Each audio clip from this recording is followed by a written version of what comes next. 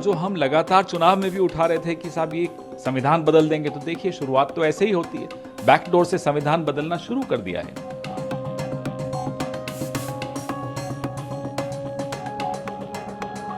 There are two kinds of leaders. Somebody who wants to bring a constructive criticism to the job at hand, or somebody who wants to bring a destructive criticism by putting them in the forefront. मैं और मेरी party कतई सहमत नहीं है।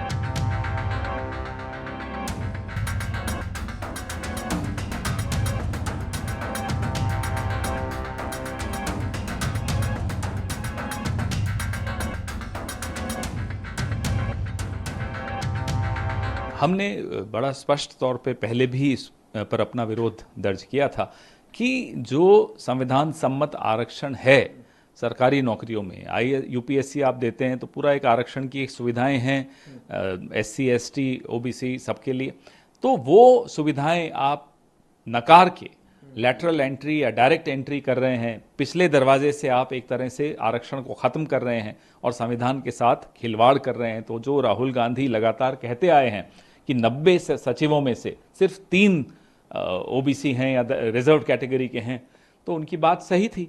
और जो हम लगातार चुनाव में भी उठा रहे थे कि साहब ये संविधान बदल देंगे, तो देखिए शुरुआत तो ऐसे ही होती है, बैकडोर से संविधान बदलना शुरू कर दिया है।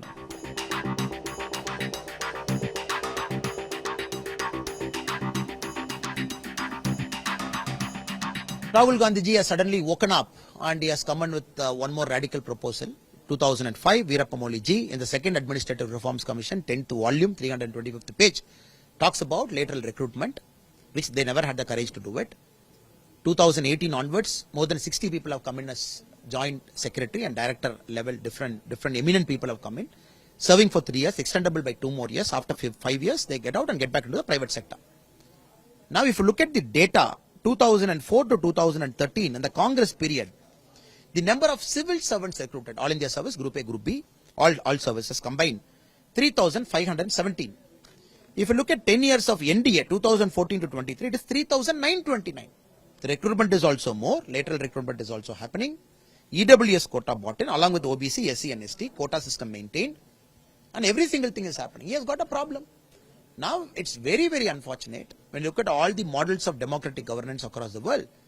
Somebody did not take civil service, for example, you are somebody, very eminent as a journalist.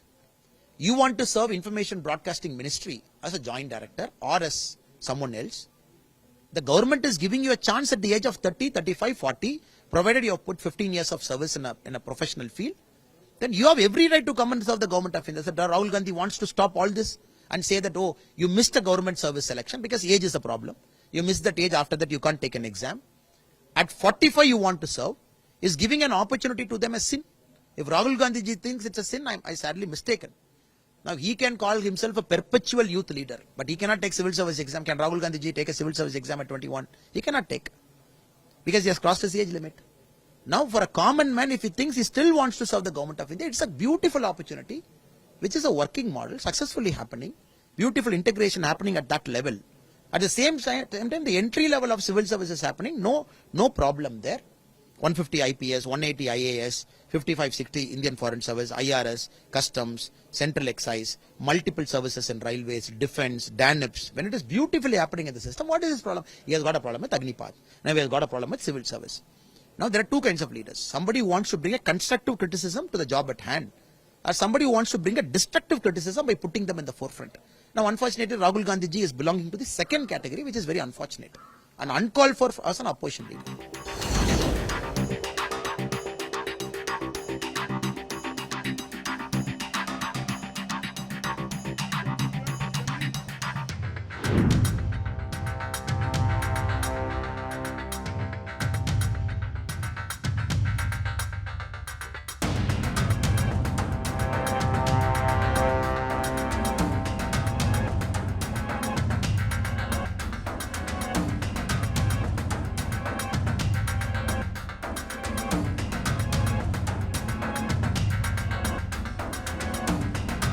लेकिन मैं इस दो बात को एकदम स्पष्ट कर दूं, अगर किसी भी एक विषय को उदाहरण के तौर पर दिखाकर अगर सरकार की नीयत पे सवाल उठाया जाएगा, तो आज की तारीख में सरकार का अंग होने के नाते मैं इस बात को स्पष्ट कर दूं, हेड ऑफ द गवर्नमेंट मेरे प्रधानमंत्री हैं और प्रधानमंत्री जी की सोच कतई आरक्षण विरोधी नहीं हो सकती।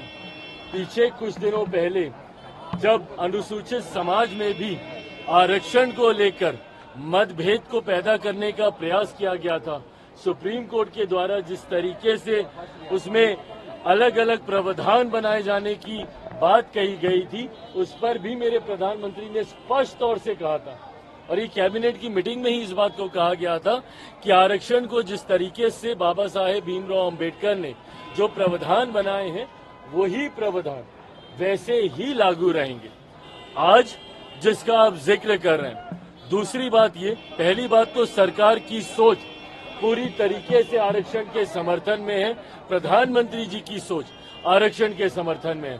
दूसरी बात, मैं और मेरी पार्टी कतई सहमत नहीं है।